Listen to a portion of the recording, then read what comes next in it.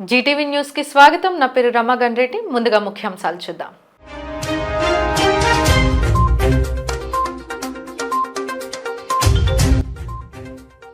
విశాఖలో రోజ్గర్ మేళా నిర్వహణ. ముఖ్య అతిథిగా విచ్చేసిన కేంద్ర మంత్రి రామ్మోహన్ నాయుడు.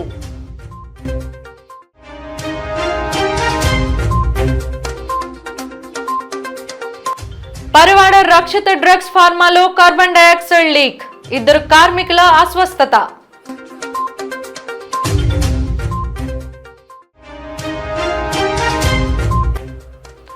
నైరుతి బంగాళాఖాతంలో కొనసాగుతున్న తీవ్ర అల్పపీడనం.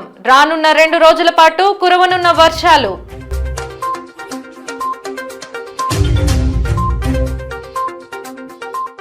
విశాఖ సాగరమాల కన్వెన్షన్ హాల్లో రోజ్గర్ మేళా ప్రారంభోత్సవం అంగరంగ వైభవంగా జరిగింది. కార్యక్రమానికి ముఖ్య అతిథిగా కేంద్ర మంత్రి కింజరాపు రామ్మోహన్ నాయుడు హాజరయ్యారు. ఆయనతో పాటుగా ఎంపీ భారత్, ఎమ్మెల్యే విష్ణుకుమార్ రాజులు విచ్చేసి మేళాని ప్రారంభించారు. ప్రారంభోత్సవం అనంతరం కేంద్ర మంత్రి కింజరాపు రామ్మోహన్ నాయుడు మాట్లాడుతూ కేంద్ర ప్రభుత్వ శాఖల్లో వివిధ విభాగాల్లో 630 మందికి అపాయింట్మెంట్స్ ఇవ్వడం జరిగిందన్నారు. ఉద్యోగం సాధించిన వారిని ఒకసారి వేదికపైకి రప్పించి వారితో మాట్లాడడం ద్వారా వారి సాధక బాధకాలు అర్థమవుతాయన్నారు. ఉత్తరాంధ్ర ప్రాంతంలో దేశం కోసం, దేశ రక్షణ కోసం ఎక్కడికైనా వెళ్లి పనిచేయడానికి సిద్ధంగా ఉండడం హర్షించదగ్గ అంశమని అభిప్రాయం వ్యక్తం చేశారు. కేంద్ర, రాష్ట్ర ప్రభుత్వాలు ఎక్కువగా యువతను ప్రోత్సహిస్తూ యువ శక్తిని ముందుకు తీసుకెళ్తున్నాయన్నారు. ఇప్పటి వరకు రోజ్గర్ మేళా 13 సార్లు జరిగిందని, అందులో 7,79,000 మందికి ఉపాధి కల్పించడం జరిగిందని పేర్కొన్నారు. ఇదో మంచి స్ఫూర్తిదాయకమైన కార్యక్రమంగా ఆయన అభివర్ణించారు. మన విశాఖపట్నం నుంచి సుమారు 667 మందికి ఇక్కడ నుంచి కూడా అపాయింట్మెంట్ ఆర్డర్స్ మేము ఇచ్చాం. అందులో ముఖ్యంగా CRPF, CISF, ITBP, Assam rifles, BSF, postal, railway, ఇలా అనేక డిపార్ట్మెంట్స్ సెంట్రల్ గవర్నమెంట్కి సంబంధించినటువంటి వారందరికీ కూడా అపాయింట్మెంట్ లెటర్స్ ఈరోజు ఇచ్చాం. వాళ్ళు కూడా వాళ్ళ తాలూకా అనుభవాలు ఈరోజు ఎవరైతే అపాయింట్మెంట్ ఆర్డర్స్ పొందారో వాళ్ళందరూ కూడా అనుభవాలు పంచుకోవడం జరిగింది. వాళ్ళు కూడా చాలా కృషి చేసి సెంట్రల్ గవర్నమెంట్లో ఉద్యోగం సాధించాలనేది ఎంతోమంది మధ్యతరగతి పేద కుటుంబాల తాలూకా కలగా ఉంటుంది. అటువంటిది వాళ్ళందరూ కూడా వాళ్ళకుండే ఛాలెంజెస్ కానీ, ఇంటి దగ్గర ఉన్నటువంటి పరిస్థితులను కానీ వాటన్నిటినీ కూడా ఎదుర్కొని ఒక ఛాలెంజ్గా కమిట్మెంట్తో ఎగ్జామినేషన్స్ అన్నిటికీ కూడా ప్రిపేర్ అయ్యి ఈ స్థాయి వరకు వచ్చేసిన తర్వాత సాధారణంగా వాళ్ళు జాబ్ సంపాదించిన తర్వాత వాళ్ళ ఇంటికి అపాయింట్మెంట్ లెటర్ మనం ఇవ్వచ్చు. కానీ వాళ్ళకి కూడా ఒక గౌరవం ఇచ్చే విధంగా, వాళ్ళకి కూడా మోటివేట్ చేసి ఎంకరేజ్ చేసే విధంగా ప్రధానమంత్రి గారు ఈ రోజ్గార్ మేళా పెట్టి వాళ్ళలో దేశం కోసం సర్వీస్ చేయాలనేటటువంటి ఒక భక్తి భావన క్రియేట్ చేయాలనే ఆలోచనతో ఈ రోజ్గార్ మేళాస్ నిర్వహించాం. చాలా సక్సెస్ఫుల్గా జరిగింది. భోగాపురం విమానాశ్రయం కూడా ఉత్తరాంధ్ర అభివృద్ధికి మణిహారంగా నిలుస్తుందని, గత కొన్నేళ్లుగా పెండింగ్లో ఉన్న ప్రాజెక్టులు కూడా ప్రాధాన్యత క్రమంలో పూర్తి చేయడానికి రాష్ట్ర ప్రభుత్వం కట్టుబడి ఉందన్నారు కేంద్ర మంత్రి. భోగాపురం దగ్గర ఎయిర్పోర్టు శరవేగంగా ఆ కార్యక్రమాలు కూడా చేస్తున్నాం. మరి గత 5 సంవత్సరాల్లో 20% పనులు జరిగితే ఈ ఉన్నటువంటి 6 నెలల్లోనే ఈరోజు సగం కంటే ఎక్కువ పని ఈరోజు పూర్తి చేసుకునే దిశలో ఉన్నాం. జూన్ 26 కల్లా భోగాపురం ఎయిర్పోర్ట్ని కంప్లీట్ చేయాలని కంకణబద్దులై ఈరోజు కృషి చేయడం కూడా జరుగుతుంది. ఆ కార్యక్రమమే జరిగితే 3 జిల్లాలకి కూడా, ఉమ్మడి 3 జిల్లాలు కూడా ఉత్తరాంధ్ర జిల్లాలకి చాలా మంచి ఎకనామిక్ యాక్టివిటీ క్రియేట్ చేసే సెంటర్గా భోగాపురం ఎయిర్పోర్ట్ కూడా పనిచేయబోతుంది. భోగాపురం ఎయిర్పోర్ట్ యాక్సెస్ కోసం హైవేస్ని కూడా డెవలప్ చేయాలనేది మనం గతంలో కూడా మనం చర్చించుకున్నాం. దానికి సంబంధించి విశాఖపట్నం నగరం నుంచి ఏదైతే NH16 వెళ్తుందో అందులో ఒక 12 పాయింట్స్ని మనం ఐడెంటిఫై చేసాం. 12 చోకింగ్ పాయింట్స్ ఏవైతే ఉన్నాయో అవి కూడా డెవలప్ చేయాలని గతంలో గడ్కరీ గారి తాలూకా సలహాలు, సూచనలు కూడా తీసుకొని దానికి కూడా ప్రత్యేకంగా ఒక DPR చేసి ముందుకు వెళ్తున్నాం. ఎన్డీఏ ప్రభుత్వం వచ్చాక రైల్వే జోన్ అంశాన్ని ముందుకు తీసుకెళ్లామన్నారు కేంద్ర మంత్రి రామ్మోహన్ నాయుడు. గత ప్రభుత్వం 50 ఎకరాల స్థలాన్ని ఇవ్వలేకపోయిందని, డబుల్ ఇంజిన్ ప్రభుత్వం వచ్చాక రైల్వే జోన్కి సంబంధించిన పనులు ప్రారంభమవుతున్నాయని వివరించారు. పార్లమెంటు సాక్షిగా కేంద్ర ప్రభుత్వం సమాధానం ఇచ్చింది. అనౌన్స్ చేశాం జోను, కానీ రాష్ట్ర ప్రభుత్వం మాకు భూమి ఇవ్వలేదు. భూమి రాష్ట్ర ప్రభుత్వం దగ్గర ఉన్న, విశాఖపట్నం అథారిటీ చేతిలో ఉన్న అది కాదు, రైల్వేస్కి మనం అందించాలి. ఆ రైల్వేస్కి అందించలేదు కాబట్టే పార్లమెంట్ సాక్షిగా ప్రభుత్వం కూడా సమాధానం చెప్పింది. ఆ సమస్య పరిష్కరించడానికి అందులో ఏవైతే అది భూములు మునిగిపోతాయనో లేకపోతే ఎవరి పేరు మీద ఉన్నాయి ఇదంతా కూడా ఒక ప్రాసెస్. కానీ మన ప్రభుత్వం వచ్చిన తర్వాత టాప్ ప్రయారిటీగా తీసుకొని ఏ ఛాలెంజ్ ఉన్నా సరే ఛాలెంజెస్ క్లియర్ చేసి రైల్వేస్కి అప్పచెప్పాలని పట్టుదలతో కృషి చేశాం కాబట్టి మళ్ళీ తిరిగి రైల్వేస్కి అప్పచెప్పాం. ఆ ల్యాండ్ క్లియర్ అయింది.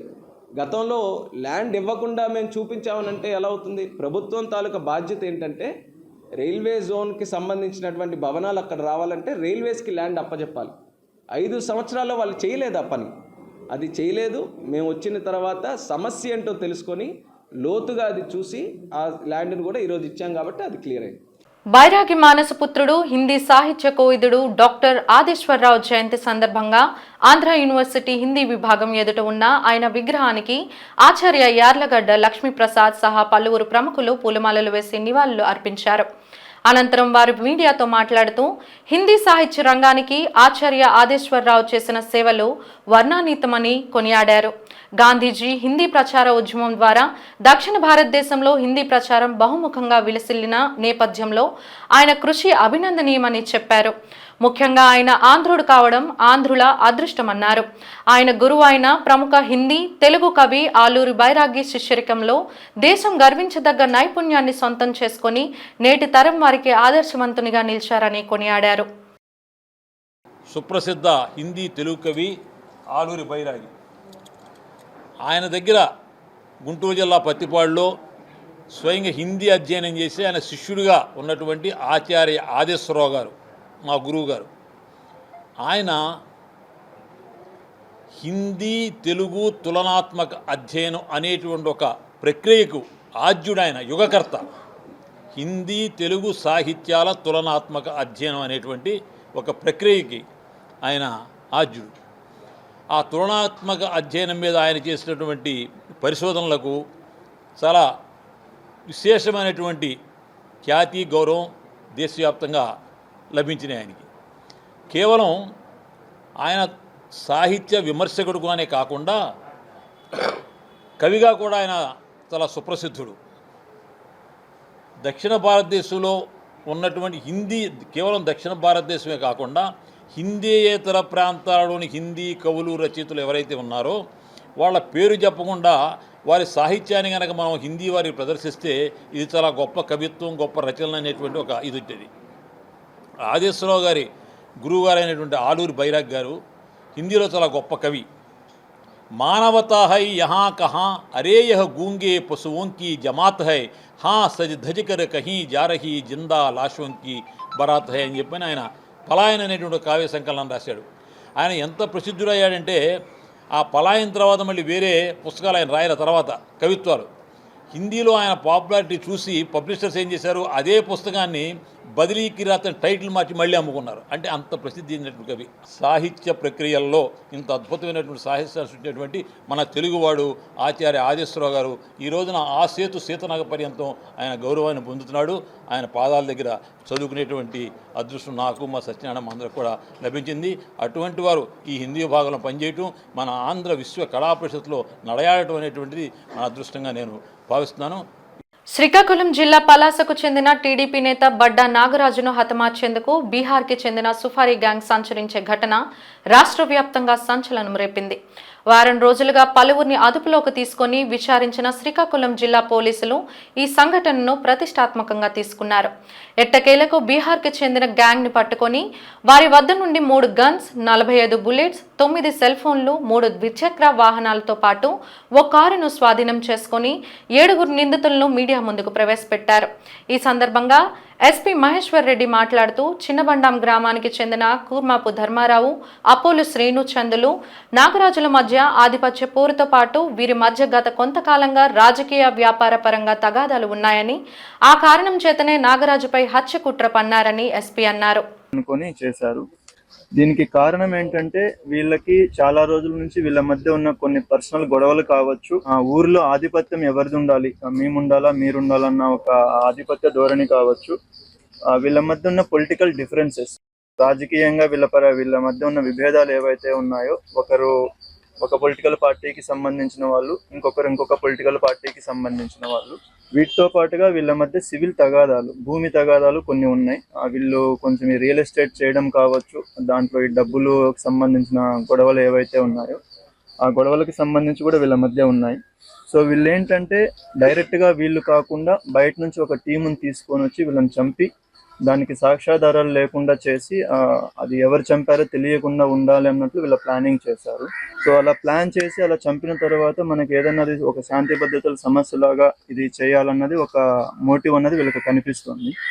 సో వీళ్ళు మొత్తంగా మనకి బీహార్కి సంబంధించి ఇప్పుడు మనకి 3 దొరికారు. అండ్ ఇక్కడ లోకల్ గా పలాసాకి సంబంధించి మొత్తం 4, టోటల్ గా 7 మందిని ఈ రోజు అరెస్ట్ చేయడం జరుగుతుంది. సో వీళ్ళ ప్లానింగ్ ఏంటంటే వీళ్ళు నవంబర్ 10వ తారీఖున వైజాగ్ లో ఒక హోటల్లో కలిశారు వీళ్ళందరూ. సో అక్కడ కలిసి అక్కడ ప్లాన్ చేసి నవంబర్ లాస్ట్ వీక్ లో, అంటే నవంబర్ 25 నుంచి 30 తారీఖు మధ్యలో ఇక్కడ పలాసాకు వచ్చి ఇక్కడ రెక్కీ చేసుకున్నారు. వాళ్ళ ఇంటి దగ్గరికి వెళ్ళి రెక్కీ చేసుకున్నారు. దాంతో పాటుగా మొత్తం 10 లక్షలకి ఈ మర్డర్ చేయాలన్నది వీళ్ళు అగ్రిమెంట్ చేసుకొని అందులో 2 లక్షలు అన్నది వాళ్ళకి ఆల్రెడీ పేమెంట్ కూడా చేయడం జరిగింది. వీళ్ళకి వెపన్స్ అన్నది మనకి మొత్తం బయట నుంచి తీసుకొని వచ్చి మొత్తం 2 పిస్టల్స్, ఒక తపంచ అండ్ 45 రౌండ్స్ ఇవన్నీ వీళ్ళకు తీసుకొని వచ్చారు. బయట నుంచి తీసుకొని వచ్చి డిసెంబర్ 10 నుంచి రెక్కీ చేయడం అనేది ఇక్కడ జరుగుతోంది. సో మనకున్న స్పెసిఫిక్ ఇన్ఫర్మేషన్ ప్రకారం వీళ్ళు ఎప్పుడైతే అక్కడ వాళ్ళని చంపడానికి ప్రయత్నం చేస్తూ ఉన్నారో ఆ టైంలో వెళ్ళి మనం పట్టుకోవడం జరిగింది. ఈ ప్రాసెస్ లో మనకి మొత్తం 2 పిస్టల్స్ ని, ఒక తపంచాని, తర్వాత అమ్యునేషన్ అంటే 45 రౌండ్స్ బుల్లెట్స్ ని, తర్వాత 3 బైక్స్ ని, ఒక కార్ ని అండ్ 9 మొబైల్ ఫోన్స్ ని అండ్ రిమైనింగ్ థింగ్స్ ని కూడా మనం సీజ్ చేయడం జరిగింది. మన్నికకు నమ్మకానికి పేరొందిన వస్త్ర వ్యాపార సంస్థ బొమ్మన బ్రదర్స్ విశాఖ నగరంలో శ్రీ బొమ్మన వారి బుట్టబొమ్మ పేరిట సారీ స్టోర్ను ఈ నెల 25న ప్రారంభించనుందని మద్దిలపాలెం ఇంటర్మీడియట్ బోర్డు కార్యాలయం ఎదురుగా ఆరంభించనున్న ఈ స్టోర్కు సంబంధించి వివరాలను బొమ్మన అధినేత సత్యరాజ్ కుమార్ తెలిపారు. ఈ మేరకు ఏర్పాటు చేసిన విలేకరుల సమావేశంలో ఆయన మాట్లాడుతూ ప్రజలు మెచ్చే రీతిలో అందరికీ అందుబాటు ధరల్లో ఇక్కడ వివిధ రకాల చేనేత, ఇతర చీరలు లభ్యమవుతాయన్నారు. 1932లో బొమ్మన వస్త్ర వ్యాపారాన్ని ప్రారంభించి అంతటా ప్రజల విశ్వాసాన్ని చూరగొందన్నారు. 1983లో విశాఖపట్నంలో బొమ్మన బ్రదర్స్ పేరిట వస్త్ర వ్యాపారాన్ని ప్రారంభించి మారుతున్న కాలానికి అనుగుణంగా వ్యాపారాన్ని విస్తరించామన్నారు. ఇస్తాము ఒక మదర్ తాలూకా శారీ డాటర్కి ఇవ్వడం, ఇవన్నీ కూడా రిప్రజెంటేషన్ ఆఫ్ ట్రెడిషన్స్. ఆ ఏజ్లో ఆ టైమ్స్లో ఎలా ఉంది, ట్రెడిషన్ ఎలా ఉంది, కల్చర్ ఎలా ఉంది, ఇవన్నీ కూడా ఎక్కడ మనం బుక్స్లో నేర్పించరు. మనమే శారీస్ రూపంలో ఇలా చేద్దామని చెప్పి డిసైడ్ అయ్యి idea of Buttabomma starting reason అది.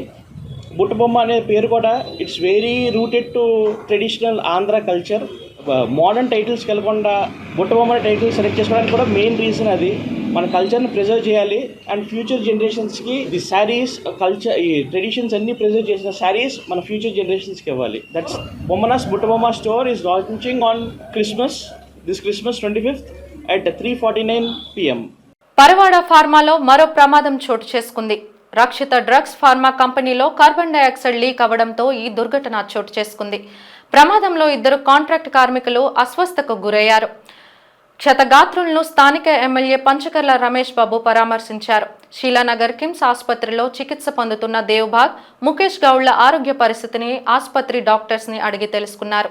అనంతరం ఆయన మీడియాతో మాట్లాడుతూ ముఖ్యమంత్రి చంద్రబాబు, ఉప ముఖ్యమంత్రి పవన్ కళ్యాణ్, కార్మిక శాఖ మంత్రి సుభాష్ ఆదేశాలతో బాధితులకి అండగా ప్రభుత్వం నిలుస్తుందని, పూర్తి వైద్య ఖర్చులు ప్రభుత్వం భరిస్తుందని ఎమ్మెల్యే హామీ ఇచ్చారు. అలాగే వరుస ప్రమాదాలు జరగడం బాధాకరమని, సమగ్ర విచారణ జరిపి చర్యలు తీసుకుంటామని తెలిపారు. కలెక్టర్ గారికి మేము అదే కూడా ఇక్కడ కూడా చెప్పడం జరిగింది.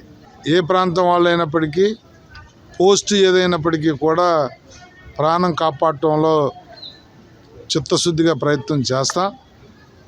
భగవంతుడి దయ వల్ల అతనికి కూడా ఏమీ ఇబ్బంది రాకూడదని చెప్పి కోరుకుంటా ఉన్నా.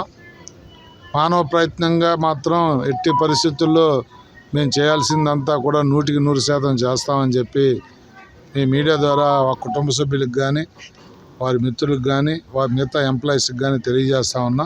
ఆల్రెడీ ఎంక్వైరీ చేస్తూ ఉన్నాం. ఏదన్నా మానవ తప్పిదం, కంపెనీ తప్పిదం ఉంటే ఎట్టి పరిస్థితుల్లో ఉపేక్షించేది కూడా ఉండదని కూడా మా మీడియా ద్వారా ప్రజలకు తెలియజేస్తాం. ఏ కంపెనీ కూడా వాళ్ళ కంపెనీ రిప్యుటేషన్ పాడవ్వాలి, ఆ కంపెనీలో యాక్సిడెంట్ అవ్వాలని ఏ కంపెనీ కోరుకోదు. అయినప్పటికీ కూడా వాళ్ళు తగు జాగ్రత్తలు తీసుకోవాలి. జరుగుతున్న పరిణామాలు చూస్తున్నప్పుడు వాళ్ళు ఇంకా చాలా మైన్యూట్ థింగ్ కూడా వదలకుండా వాళ్ళు జాగ్రత్తలు తీసుకోవాలి. విశాఖ మద్దలపాలెం డిపోలో జరిగిన ఆర్టీసీ కొత్త బస్సుల ప్రారంభోత్సవ కార్యక్రమానికి ముఖ్య అతిథిగా విచ్చేసిన యువజన క్రీడా రవాణా శాఖ మంత్రి మండపల్లి రామ్ ప్రసాద్ రెడ్డిని నేషనల్ మజ్దూర్ యూనియన్ అసోసియేషన్ రాష్ట్ర కోశాధికారి పివివి మోహన్ విశాఖ జిల్లా కమిటీ ఆధ్వర్యంలో ఘనంగా సత్కరించారు. ఆయనతో పాటుగా టీడీపీ రాష్ట్ర అధ్యక్షులు గాజువాక శాసనసభ్యులు పల్లా శ్రీనివాసరావు కూడా హాజరయ్యారు. బస్సుల ప్రారంభోత్సవంలో అనంతరం జరిగిన సమావేశంలో పలువురు నైపుణ్యత సాధించిన ఉద్యోగులకు మంత్రి చేతుల మీదుగా ప్రశంసా పత్రాలను అందజేశారు. అనంతరం రాష్ట్ర కోశాధికారి పివివి మోహన్ ఆర్టీసీ ఉద్యోగులకు నైట్ అవుట్ అలవెన్సులు, పరిమితులు లేని గ్రాటిట్యూడ్ ఇప్పించడంతో కృషి చేసిన రవాణా శాఖ మంత్రికి కృతజ్ఞతలు తెలిపారు. ఈ సందర్భంగా మంత్రి మాట్లాడుతూ తాను పదవిలోకి వచ్చినప్పటి నుండి కార్మికుల అభ్యున్నతికి విధివంచన లేకుండా కృషి చేస్తున్నానని, ఇచ్చిన హామీలను కూడా ఒక్కొక్కటిగా అమలు చేస్తూ వస్తున్నామని చెప్పారు. రానున్న రోజుల్లో కూటమి ప్రభుత్వం కార్మికులకు మరింత చేరువ అవుతుందని అన్నారు. ఏదైనా కార్యక్రమం చేపట్టేటప్పుడు హడావుడిగా కార్యక్రమం మొదలుపెట్టి 16 రోజుకో 17 రోజుకో ఆ కార్యక్రమాన్ని పక్కన పెట్టే పరిస్థితిలో మేము లేం. కాబట్టి ఏ పని చేపట్టినా కూడా దిగ్విజయంగా రాష్ట్ర ప్రజలకు అందించేదానికి ముందుకెళ్లేదానికి ఇలాంటి కమిటీలు వేయడం జరుగుతూ ఉంది. ముఖ్యంగా దీని ఉద్దేశం ఏంటంటే సూక్ష్మ స్థాయిలో ఎక్కడ తప్పులు దొర్లుతున్నాయి, మిగతా రాష్ట్రాల్లో ఈ కార్యక్రమాన్ని ఎక్కడ చేపడుతున్నారో అక్కడ అవలంబిస్తున్న విధానాలు, ఆ కార్పొరేషన్ యొక్క స్థితిగతులు స్టడీ చేసిన తర్వాతే మనము ఇవన్నీ కార్యక్రమాలు చేపట్టచ్చు. కాబట్టి మన పొరుగు రాష్ట్రాలైన తెలంగాణ, తమిళనాడు, కర్ణాటక అలాగే ఢిల్లీలో కూడా ఈ కార్యక్రమం చేపడుతున్నాం. మన రాష్ట్రంలో ఇది ప్రవేశపెట్టే రోజుకి 0% తప్పులు లేకుండా ఎక్కడ 100% సక్సెస్తో మేము తీసుకొచ్చేదానికే ఈ కమిటీ వేయడం జరిగింది. తప్పకుండా అధ్యయనం చేసిన తర్వాతే ఈ కార్యక్రమాన్ని ఈ రాష్ట్రంలో ప్రవేశపెడతాం. మిగతా రాష్ట్రాల్లో కూడా లేని విధంగా శభాష్ అనిపించుకునే విధంగానే మహిళామూర్తులందరూ రుణం తీసుకునేదానికి ఈ కార్యక్రమం ముందుకు తీసుకెళ్తాం. తప్పకుండా అండి. మంత్రుల కమిటీలే వేయడం జరిగింది. ప్రిన్సిపల్ సెక్రటరీ గారు, 3 మంత్రులు వేయడం జరిగింది. ఖచ్చితంగా పొరుగు రాష్ట్రాల్లో ఏ సిస్టమ్ ప్రవేశపెట్టారో చూస్తాం. ముఖ్యంగా ఏపీఎస్ఆర్టీసీలో 10-16 సెక్టర్లు ఉంటాయి. ఫ్రీ ట్రాన్స్పోర్టేషన్ ఇచ్చే రోజుకి ఎక్స్ప్రెస్లు, లగ్జరీలు, మళ్ళీ అలాగే ఏసీ బస్సులు, నాన్ ఏసీ బస్సులు ఇలాగా వివిధ కేటగిరీలో ఉన్నాయి. కాబట్టి ఆ రాష్ట్రాల్లో ఏ విధంగా చూస్తున్నారు, వాళ్ళ డిస్టెన్స్ ఎంత, అక్కడ సంస్థ యొక్క స్థితిగతులు ఏంది ఒకసారి పరీక్షించిన తర్వాత మన రాష్ట్రానికి వాళ్ళ రాష్ట్రానికి బేరీజు వేసుకొని తప్పకుండా అక్కడ కంటే మేలుగానే ఈ రాష్ట్రంలో ప్రవేశపెడతాం. ఈవీ బస్సులు ప్రవేశపెడుతున్నారు. శిక్షణ సంబంధించి శిక్షణ ఏమైనా ఇస్తారా కొత్త బస్సులకు సంబంధించి? సార్, ముఖ్యంగా ఈవీ విషయానికి వస్తే ఈరోజు ఈ భారతదేశానికే ఐటీని పరిచయం చేసిన ఘనత చంద్రబాబు నాయుడు గారికి దక్కింది. ఈరోజు కూడా పవర్ సెక్టర్లో ఒక విజనరీగా పనిచేస్తున్నారు. దానిలో భాగంగానే మన రాష్ట్రానికి ఎన్నో ఎనర్జీకి సంబంధించిన కంపెనీలు పెట్టుబడులు పెడతానని 6 నెలల నుంచి మీరు చూస్తున్నారు. అది సోలార్లు అనుకోండి, విండ్ అనుకోండి, హైడ్రల్ అనుకోండి, పంప్డ్ ఎనర్జీ సెక్టర్లో వస్తున్నారు. దానిలో భాగంగానే పర్యావరణానికి ఎక్కడ హాని చేయని విధంగా కార్యక్రమాలు ఈ భారతదేశంలో చేపట్టాలనుకోవడం కేంద్ర ప్రభుత్వం శుభసూచకం. దానిలో భాగంగానే గత బడ్జెట్లో గ్రీన్ ఎనర్జీ కింద కేంద్రం 700 బస్సులను రాష్ట్రానికి కేటాయించింది. మన ముఖ్యమంత్రి గారితో చర్చించిన తర్వాత ఆ 700కు ఇంకా 1300 బస్సులు కలిపి 2000 బస్సులను ఈ రాష్ట్ర రోడ్లపై తెచ్చేదానికి ఏపీఎస్ఆర్టీసీ రాష్ట్ర రవాణా సంస్థ ముందుకెళ్తుంది. నావికాదళ విన్యాసాల నిర్వహణలో సమన్వయంతో వ్యవహరించాలని నేవీ, జిల్లా అధికారులతో కలిసి క్షేత్రస్థాయి పరిస్థితులను సమీక్షించిన కలెక్టర్ ఎంఎన్ హరేందర్ ప్రసాద్ పిలుపునిచ్చారు. జనవరి 4వ తేదీన విశాఖపట్నం ఆర్కే బీచ్ పరిధిలో జరగనున్న నావికాదళ విన్యాసాల నిర్వహణలో అందరూ సమన్వయంతో వ్యవహరించి విజయవంతం చేయాలని జిల్లా కలెక్టర్ ఎంఎన్ హరేందర్ ప్రసాద్ పేర్కొన్నారు. ఇండియన్ నేవీ, జీవీఎంసీ, విఎంఆర్డీఏ కమిషనర్లతో కలిసి ఆయన క్షేత్రస్థాయి పర్యటన చేశారు. విశ్వప్రియ హాలు, ఆర్కే బీచ్ పరిసర ప్రాంతాల్లో పలు చోట్ల తిరిగిన ఆయన అక్కడ పరిస్థితులపై సమీక్షించారు. విన్యాసాలకు సంబంధించి అన్ని రకాల క్రతువులను గురించి నేవీ అధికారులను అడిగి తెలుసుకున్నారు. ప్రధాన వేదిక నిర్మాణం, firework, laser show, drone షోల నిర్వహణ, ఇతర ఏర్పాట్లపై ఆరా తీశారు. లోక కళ్యాణార్థం శ్రీ వెంకటేశ్వర స్వామి కళ్యాణం శ్రీనగర్లో ఘనంగా జరిగింది. శ్రీలేఖ శ్రీనివాస్ దంపతులు అందరూ బాగుండాలని, అందులో మనం ఉండాలని ఆకాంక్షిస్తూ ప్రతి ఏటా శ్రీనగర్లో శ్రీనివాస కళ్యాణం ఘనంగా నిర్వహిస్తున్నారు. ప్రముఖ ఆధ్యాత్మికవేత్త రాజశేఖర్ ఆధ్వర్యంలో తిరుమల తిరుపతి వేద పండితులతో శ్రీవారి కళ్యాణ మహోత్సవంలో ఘనంగా జరిపారు. కళ్యాణ మహోత్సవంలో వేలాది మంది భక్తులు పాల్గొని భక్తి శ్రద్ధలతో కళ్యాణాన్ని వీక్షించారు. గోవింద నామస్మరణ చేస్తూ భక్తులు శ్రీ వెంకటేశ్వర స్వామి కళ్యాణం ఆశాంతం చూసి తరించారు. స్వామివారి కళ్యాణం తిరుమల తిరుపతిలో చూసినట్లు ఉందని ఆనందం వ్యక్తం చేశారు. కళ్యాణ మహోత్సవంలో చిన్నారులు కూచిపూడి నృత్యం అనకాపల్లి జిల్లా పాయకరావుపేటలో త్రుటిలో భారీ ప్రమాదం తప్పింది. నిత్యం భారీ వాహనాల రాకపోకలతో ఉండే జాతీయ రహదారిపై ఇటీవల తరచుగా ప్రమాదాలు సంభవిస్తున్నాయి. అందుకు అతివేగం ప్రధాన కారణమని చెప్పుకోవాలి. తాజాగా పాయకరావుపేట రైల్వే ఫ్లైఓవర్ పై విజయవాడ నుండి వైజాగ్ వైపు వెళ్తున్న కంటైనర్ లారీ అదుపు తప్పి కిందకు పడిపోవడంతో ఒక్కసారిగా ఆ ప్రాంతం ఉలిక్కి పడింది. అదృష్టవశాత్తు క్రిందన ఎవ్వరూ లేకపోవడంతో అందరూ ఊపిరి పీల్చుకున్నారు. ప్రమాదంలో డ్రైవర్, క్లీనర్కి గాయాలవడంతో వారిని స్థానిక ఆసుపత్రికి తరలించారు. దేశంలో అత్యున్నత ప్రమాణాలతో కూడిన వైద్య వసతులు ఏర్పాటు చేసుకోవాల్సిన అవసరం ఉందని నేషనల్ బోర్డు ఉపాధ్యక్షులు డాక్టర్ మీనూ బాజ్పాయ్ అభిప్రాయపడ్డారు. విశాఖలోని ఒక ప్రైవేట్ హోటల్లో జరిగిన డిఎన్బి వైద్యుల అసోసియేషన్ 6వ వార్షికోత్సవం వేడుకల్లో బాజ్పాయ్ మాట్లాడారు. దేశంలో వైద్యులు రోగుల నిష్పత్తిలో భారీ అంతరాయం ఉందని, దీన్ని తగ్గించేందుకు ప్రతి జిల్లాలో వైద్య కళాశాలను ఏర్పాటు చేయడానికి కేంద్ర ప్రభుత్వం ప్రయత్నిస్తుందని, తమ నేషనల్ బోర్డు కూడా 100 పడకల హాస్పిటల్లో డిఎన్బి కోర్సుల అనుమతి చాలా సులభంగా అందిస్తుందని, దానివల్ల వైద్యులు పోస్ట్ గ్రాడ్యుయేట్ కోర్సు చదవటానికి సులభతరం అవుతుందని పేర్కొన్నారు. అంతేకాకుండా వైద్య విద్యా బోధనలో పరిశోధనతో పాటు పెంచాల్సిన అవసరం ఉందని వారు తెలిపారు. కేంద్ర ప్రభుత్వం నిర్ణయం మేరకు దేశంలో వైద్యుల కొరత తగ్గించాలనే దృఢ సంకల్పంతో నేషనల్ బోర్డు ఎన్నో వేల హాస్పిటల్లో నేషనల్ బోర్డు సీట్ల సంఖ్యను భారీగా పెంచామని, డిఎన్బి కోర్సు లేని హాస్పిటల్ యాజమాన్యం వారు అనుమతి తీసుకోవాలని పిలుపునిచ్చారు. అలాగే ఇక్కడ డాక్టర్ మీనూ బాజ్పాయ్ గారని వైస్ ప్రెసిడెంట్ నేషనల్ బోర్డు ఉన్నారు. వారిని కూడా కాన్ఫిడెన్స్లో తీసుకుని వారికి మన సమస్యలు చెప్పుకుని ఎలా చేస్తే ఇంకా ఫర్దర్గా బాగుంటుందని, ఇప్పుడు ఈ డిఎన్బి బోర్డు అంటే మెడికల్ కాలేజీలో ఎలాగైతే ఎండిఎంఎస్ ఉన్నాయో అలాగే ప్రైవేట్ హాస్పిటల్స్లో పెద్ద పెద్ద ఇన్స్టిట్యూట్స్లో వాటి అన్నిటి కూడా పోస్ట్ గ్రాడ్యుయేట్ సీట్స్ని అలాట్ చేస్తున్నారు వాటి ఈక్వల్గా. అందుకోసం వీటిని కూడా వాటంత ప్రాముఖ్యత ఇవ్వాలని, వాటికంటే ఈ రోజుకి ఇక్కడ విదేశాల్లో కానీ national board of education students అంటే డిఎన్బి స్టూడెంట్స్కే ఎక్కువ అవకాశాలు వస్తున్నాయి. వారిని ఇంకా మంచి అవకాశాలు తెప్పించి వారికి ఏ విధంగా మనం సహాయం చేయాలని ఒక విధం, తర్వాత వీరికి పాటుపడే టీచర్లని ఏ విధంగా ఎంకరేజ్ చేస్తూ వాళ్ళకి ఫర్దర్గా ప్రోత్సాహం ఇవ్వాలని ఈ అవార్డ్స్ కేటాయించడం జరిగింది.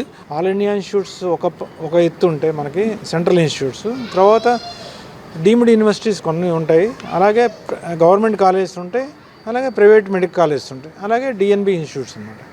సో మీకు ఏంటంటే నాలెడ్జ్ ఇవ్వడానికి మేము చెప్తున్నాం అనమాట. దాని ద్వారా ఏంటంటే మనకి దేశంలో డాక్టర్ల కొరత తీర్చడానికి మెయిన్ ప్రైమరీ ఎయిమ్. అలాగే కొంతమంది ఏంటంటే మన డాక్టర్స్ కొంతమంది రష్యా బయటికి వెళ్ళి చదువుకుంటున్నారు, పాపం అక్కడికి వెళ్ళి బాధలు పెడుతున్నారు. అలాంటివి పడకుండా మన గవర్నమెంట్లు, స్టేట్ గవర్నమెంట్స్, సెంట్రల్ గవర్నమెంట్ కూడా ఎక్కువ సీట్లు ఇచ్చి ఎక్కువ డాక్టర్లు చేస్తూ సో దట్ మెడికల్ ఫెసిలిటీస్ని అన్ని ఏరియాలో విస్తరించడానికి ట్రై చేస్తున్నారు. భారతదేశం మాజీ ప్రధాని, రాజకీయ దిగ్గజం పివి నరసింహరావు జయంతి విశాఖలో ఘనంగా జరిగింది. ప్రభుత్వ అతిథి గృహం జంక్షన్లో ఉన్న ఆయన విగ్రహానికి పలువురు ప్రముఖులు, రాజకీయ నాయకులు, విద్యావేత్తలు పూలమాలలు వేసి నివాళులు అర్పించారు.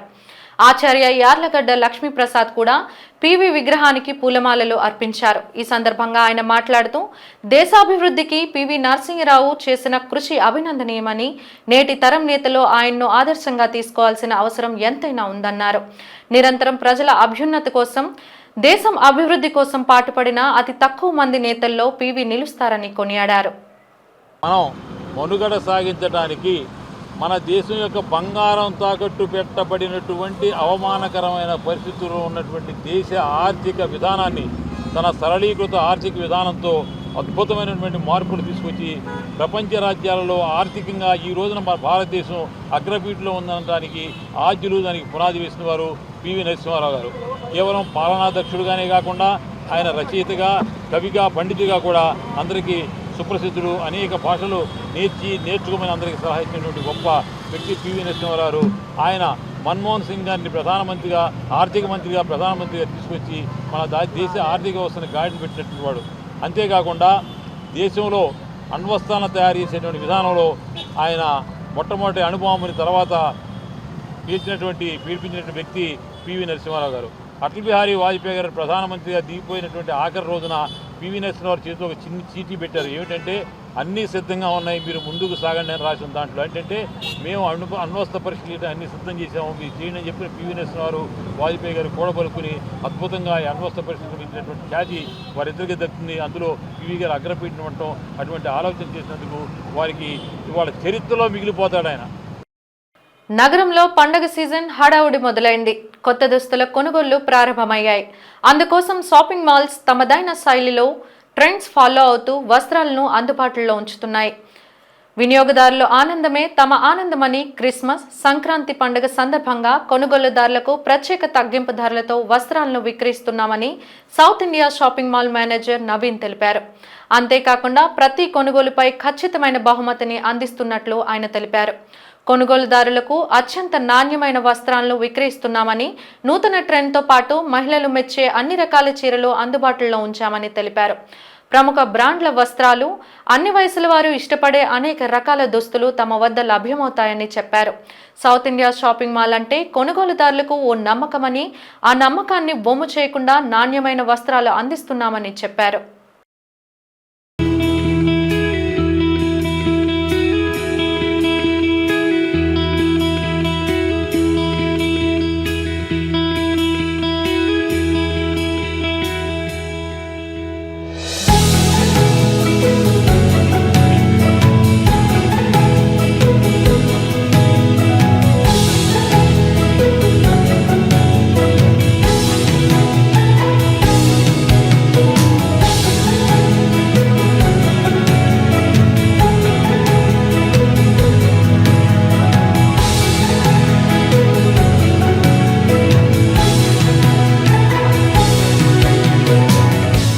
కస్టమర్లందరికీ ఈ పండుగ సందర్భంగా మన దగ్గర పర్చేస్ చేసే ప్రతి 1000 రూపాయల వస్త్రాల కొనుగోలుపై స్పాట్ గిఫ్ట్ ఇవ్వబడును. అలాగే మన దగ్గర అన్ని రకాల వస్త్రాలపై 50% 1+1 కాంబో ఆఫర్స్ కలవు.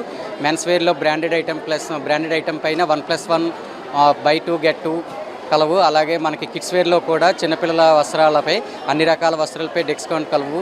ముఖ్యంగా మహిళలకి ఇష్టమైన చీరలపై అన్ని రకాల చీరలు, చుడిదార్స్, లెగ్గింగ్స్, టాప్స్ అన్నిటిపైన మనకి 1+1 ఆఫర్స్ ప్లస్ కాంబో అన్ని రకాలుగా లభించును. వివాహాలకి, వేడుకలకి ముఖ్యంగా పట్టు చీరల మీద మనకి కొత్త రకాలు, కొత్త డిజైన్లు మనకి ఆఫర్స్ లభించును. కావున కస్టమర్లు అందరూ ఈ అవకాశాన్ని సద్వినియోగం చేసుకోవాల్సిందిగా కోరుకుంటున్నాం. నైరుతి బంగాళాఖాతంలో తీవ్ర అల్పపీడనం కొనసాగుతోందని విశాఖ తుఫాన్ హెచ్చరికల కేంద్రం అధికారి శ్రీనివాసరావు తెలిపారు. ప్రస్తుత వాతావరణ పరిస్థితులను ఉద్దేశించి ఆయన మీడియాతో మాట్లాడుతూ, తీవ్ర అల్పపీడనం ప్రభావంతో రానున్న 24 గంటల్లో కోస్తాంధ్రలో అక్కడక్కడ ఓ మోస్తారు వర్షాలు, 1-2 చోట్ల భారీ వర్షాలు కురిసే అవకాశం ఉందని తెలిపారు. తీరం వెంబడి గంటకు 35 నుండి 55 కిలోమీటర్ల వేగంతో ఈదురుగాలులు వీస్తాయన్నారు. దక్షిణ కోస్తాంధ్రలో ప్రధానంగా తిరుపతి, నెల్లూరు, ప్రకాశం జిల్లాలో మరో 3 రోజుల పాటు వర్షాలు కురుస్తాయని తెలియజేశారు. ఉరుములు, మెరుపులతో కూడిన భారీ వర్షాలు పలుచోట్ల కురుస్తాయని చెప్పారు. సముద్రం అల్లకల్లోలంగా ఉండడంతో మత్స్యకారులు చేపల వేటకు వెళ్లరాదని హెచ్చరించారు. అలాగే నౌకాశ్రయాలకు 3వ నెంబర్ హెచ్చరికలను జారీ చేశారు. కోస్టుకి దగ్గరలో ఈ తీవ్ర అల్పపీడనం ఉండటం చేత కోస్తా తీరం వెంబడి ఉన్నటువంటి నౌకాశ్రయాలు అందరికీ కూడా 3వ నెంబర్ ప్రమాద హెచ్చరిక ఎగరవలసిందిగా కూడా చెప్తున్నాం. అలాగే రైన్ఫాల్ ఫోర్కాస్ట్ వరకు చూస్తే రానున్న 24 గంటల్లో జస్ట్ చాలా తక్కువగానే 1-2 చోట్ల ఒక మోస్తరు వర్షాలు వచ్చే ఛాన్స్ అయితే ఉంది. అలాగే నెక్స్ట్ కమింగ్ 2 to 3 days వరకు దక్షిణ కోస్తాకు అయితే మటుకి ఒక మాస వర్షాలు అక్కడక్కడ, అలాగే ఉరుములతో జల్లులు 1-2 చోట్ల భారీ వర్ష సూచన కూడా ఇస్తున్నాం. ముఖ్యంగా నెల్లూరు, తిరుపతి, ప్రకాశం ఈ జిల్లాల్లో నెక్స్ట్ కమింగ్ 2 to 3 డేస్లో 1-2 చోట్ల భారీ వర్ష సూచన వచ్చే అవకాశం ఉంది. జనరల్గా కంటిన్యూస్ రైన్స్ ఇప్పుడు ప్రస్తుతానికైతే లేవు కాబట్టి ఫ్లాష్ ఫ్లడ్ గైడెన్స్ కానీ వాటి ఉన్నట్టు కానీ మనం ఏం చెప్పట్లేదు. Flash floods in the case of any heavy rains కంటిన్యూస్గా 3 to 4 డేస్ అలా వస్తుంటే ఫ్లాష్ ఫ్లడ్స్ వచ్చే అవకాశం ఉంది. ఇప్పుడు అటువంటి కండిషన్స్ ప్రస్తుతం ఏం లేవు. వార్తలు ముగించే ముందు హెడ్లైన్స్ మరోసారి.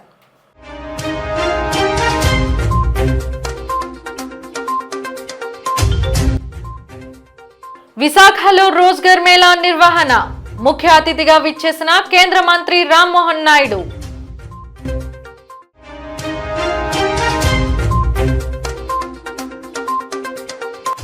పరివాడ రక్షిత డ్రగ్స్ ఫార్మాలో కార్బన్ డయాక్సైడ్ లీక్, 2 కార్మికుల అస్వస్థత.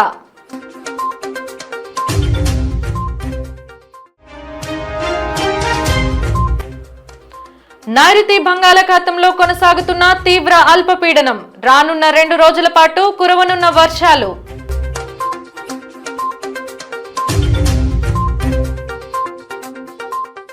జీటీవీ న్యూస్ ఇంతటితో సమాప్తం. నమస్కారం.